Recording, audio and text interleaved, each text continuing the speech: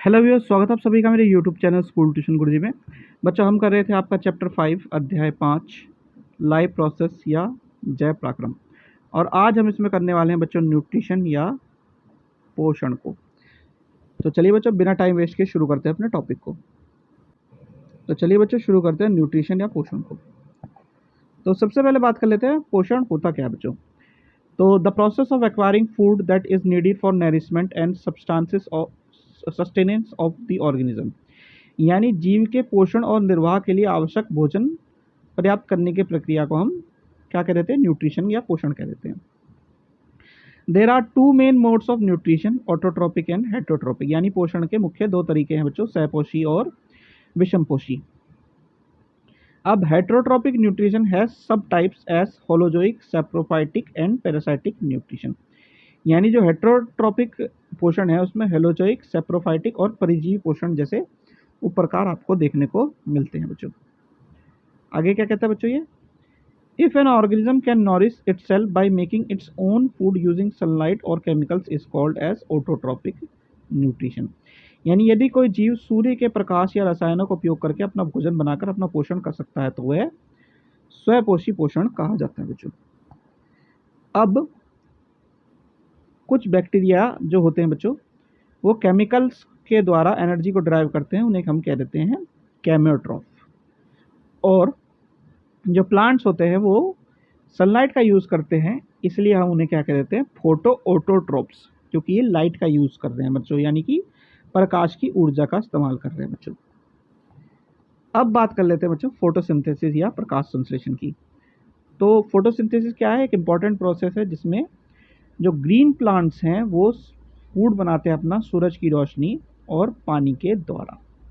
ठीक है बच्चों, होता क्या है इसमें कि the light energy is use to split water into hydrogen and oxygen, chlorophyll present in the green plants absorb light energy, यानी इसमें प्रकाश ऊर्जा का उपयोग पानी को हाइड्रोजन और ऑक्सीजन में विभाजित करने के लिए किया जाता है, और हरे भागों में मौजूद क्लोरोफिल प्रकाश ऊर्जा को अवशोषित करता है बच्चों। अब इससे क्या होगा बच्चों, hydrogen is use to reduce carbon dioxide into carbohydrate typically glucose, यानी कि हाइड्रोजन के द्वारा कार्बन डाइऑक्साइड को कार्बोहाइड्रेट जो कि ग्लूकोज के आसपास का चीज़ है उसमें रिड्यूस करने में काम आता है। और chlorophyll essential for photosynthesis and stomata to facilitate intake of carbon dioxide in stomata, यानी क्लोरोफिल प्रकाश संश्लेषण के लिए आवश्यक है और स्टोमेटा में कार्बन डाइऑक्साइड के क्या होता है, एक्सचेंज के लिए गैसियस एक्सचेंज की प्रणाली होती है बच्चों। अब बात कर लेते हैं स्टोमेटा या रंध्र की। तो स्टोमेटा क्या है, जो पोर्स होते हैं लीव्स पे जो कि एक्सचेंज ऑफ गैसेस यानी गैसों के आदान प्रदान में मदद करते हैं, उसे हम स्टोमेटा कहते हैं। अब ये मोस्टली क्या होते हैं, ऊपरी भाग में या upper side of the leave होते हैं। और इसमें क्या होता है, स्टोमेटा में हर किसी में गार्ड सेल होता है जो कि कंट्रोल करता है ओपनिंग और closing based on water content, कि कितनी देर तक रंध्र को खुला रखना है या बंद करना है, ताकि जो वाटर लॉस है वो भी उसमें कम से कम हो बच्चों, यानी पानी का जो वाष्पोर्जन हो रहा है उसे भी कंट्रोल करता है किसी तरीके से बच्चों ये। अब अन्य पोषणों में सबसे पहले बात कर लेते हैं बच्चों सैप्रोफाइटिक या मृत जीवी की। अब जो मृत जीवी हैं बच्चों वो क्या करते हैं, डेड और डिकेइंग जो ऑर्गेनिक मैटर है, यानी मृत और सड़ने वाले कार्बनिक पदार्थ पर से अपना वसा के रूप में अपना न्यूट्रिशन या पोषण प्राप्त करते हैं। अब इस तरह के मोड ऑफ न्यूट्रिशन में क्या होता है बच्चों, अब इस तरह के पोषण में क्या करते हैं बच्चों, जो न्यूट्रिशन है वो फूड क्या है, पार्सली डाइजेस्ट होता है आउटसाइड द बॉडी और फिर अब्जॉर्ब कर लिया जाता है, यानी भोजन आंशिक रूप से शरीर के बाहर पहुंचता है और फिर उसे अवशोषित किया जाता है। फंगी जो है या कवक जैसे हम कहते हैं बच्चों, सेप्रोफाइट्स का एक उदाहरण है बच्चों। फिर आती है बात बच्चों पैरासाइटिक न्यूट्रिशन यानी परिजीवी पोषण की। जैसे कि नाम ही है इसका, परिजीवी पोषण, यानी दूसरे जीवों की कीमत पे, यानी दूसरे जीवों को नुकसान पहुंचाते हुए ये जीव अपना भोजन प्राप्त करते हैं। अब ये जो जीव हैं पूरे के पूरे परिजीवी के तौर पे काम करते हैं, और यानी कि बच्चों इस तरह के जीवों को क्या कहते हैं, हम पैरासाइट कहते हैं, और इस तरह के मोड ऑफ न्यूट्रिशन को हम कह देते हैं पैरासाइटिक मोड ऑफ न्यूट्रिशन बच्चों। अब ये जो ऑर्गेनिजम्स हैं या तो उस जीव के ऊपर रहते हैं बच्चों या उस जीव के अंदर रहते हैं, उसे हम क्या देते हैं, होस्ट, यानी जो उसका मेजबान जीव है। इसका एग्जाम्पल है बच्चों कोस्केटा, जो कि एक पैरासाइटिक प्लांट है। फिर है बच्चों होलोजोइक न्यूट्रिशन, यानी समग्र पोषण।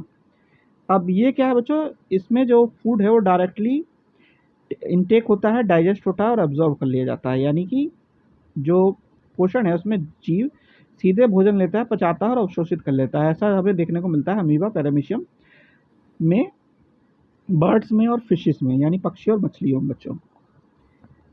अब जरा एक नज़र डाल लेते हैं बच्चों न्यूट्रिशन इन अमीबा में। तो उसमें क्या होता है, होलोजोइक मोड ऑफ न्यूट्रिशन होता है।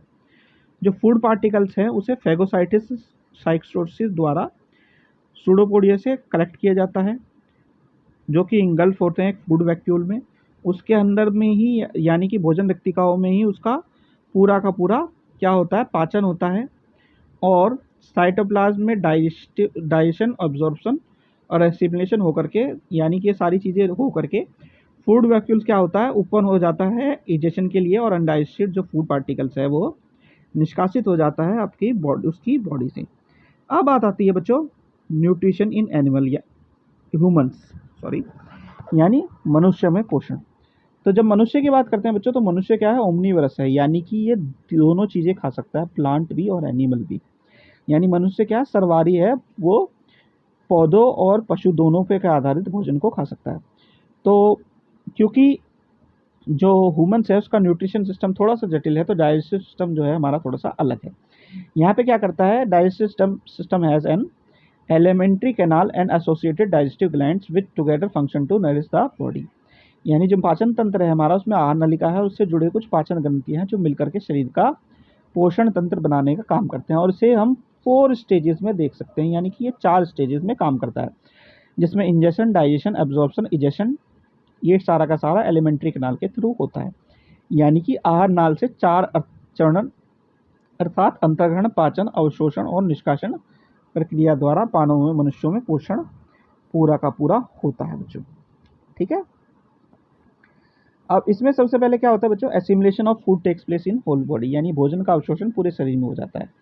और एलिमेंट्री कैनाल जो होती है एक लॉन्ग ट्यूब होती है, जो कि मुंह से शुरू होकर के एनस यानी गुदा तक समाप्त होती है। अब इसमें oesophagus, stomach, small intestine, large intestine, छोटे जो भाग हैं उसके एलिमेंट्री कैनाल के साथ जुड़े हुए भाग या छोटे अलग पार्ट, थोड़ा सा आप कह सकते हैं। सबसे पहले बात कर लेते हैं मुंह की बच्चों। तो मुंह में क्या होता है, दांतों के द्वारा जो फूड पार्टिकल्स है उसको मिक्स जो है काटा जाता है और उसमें सलाइवा मिक्स किया जाता है, जिससे कि वो सलाइवरी एमाइलेज उसे स्टार्च से माल्टोज में परिवर्तित कर देता है। और एक चीज़ क्या करता है बच्चों, जो उसका पीएच लेवल है उसके हिसाब से उसे एडजस्ट करता है बच्चों। फिर ये जाता है किसमें, स्टोमक में।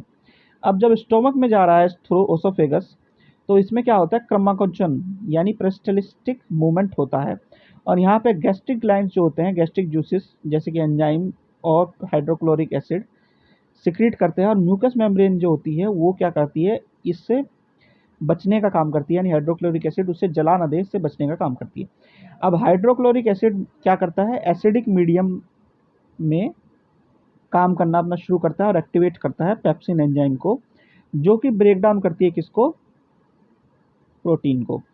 किस तरीके से, पेप्सिन प्लस प्रोटीन और फिर प्रोटीज प्लस पेप्टोन। जैसा कि मैंने बताया म्यूकस मेम्ब्रेन क्या करती है, वॉल्स ऑफ स्टोमक यानी जो दीवारें हैं श्लेष्मा के द्वारा पेट की दीवारों को प्रोटेक्ट किया जाता है, ताकि एसिड या जो अम्ल है उसे नुकसान ना पहुंचाए। अब फूड क्या होता है, स्मॉल इंटेस्टाइन में पायलिक स्पिंटर द्वारा चला जाता है, यानी छोटी आंत, जो पायलिक स्पिंटर है उससे छोटी आंत में चला जाता है। यहाँ पे फूड में बाइल मिक्स होता है उससे पहले लीवर के थ्रू, और पेनक्रेटिक जूसेस पेनक्रियाज से मिक्स होते हैं।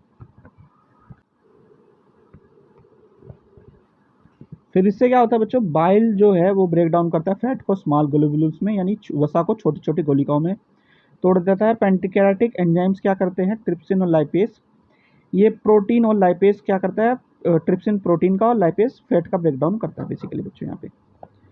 फिर आगे क्या होता है बच्चों,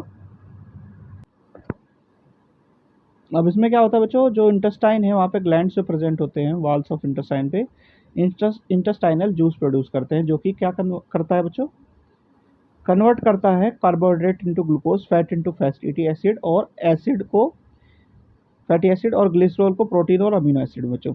अब इसमें बहुत सारी विलाई जैसी उंगली जैसी प्रोजेक्शन होती है, उभार होते हैं, जिसे विलाई कहते हैं, और ये रक्तवाहिकाओं से जुड़ी होती है। ये क्या करती है, ये जो सरफेस एरिया है भोजन को के अवशोषण की सतह क्षेत्र को बढ़ाने का काम करती है बच्चों।